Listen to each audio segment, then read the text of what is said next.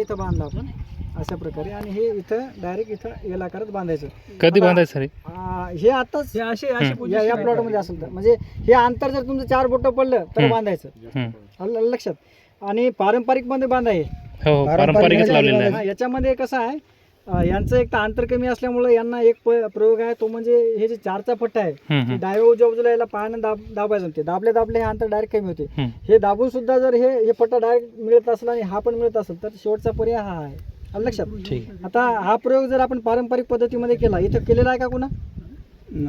हा शेंडे बांधणीचा प्रयोग खुडणीचा केला आता हे पहिली वेळ बांधलेला कोणतरी होते ना 5 एकर मध्ये दादा कुठे तुम्ही केला ना.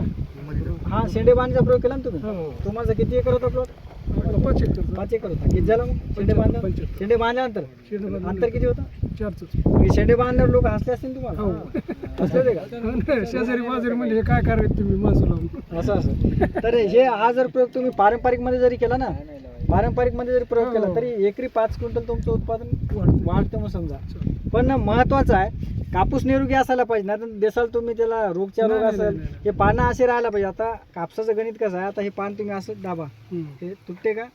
पण ज्या प्लॉट ज्या पानावर रोग जास्त आहे असं दाबले कडकन वाजतं, तर हे पानं असे राहायला पाहिजे स्मूथ.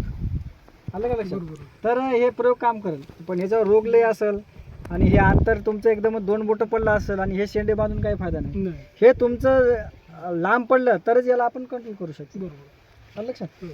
दुसरं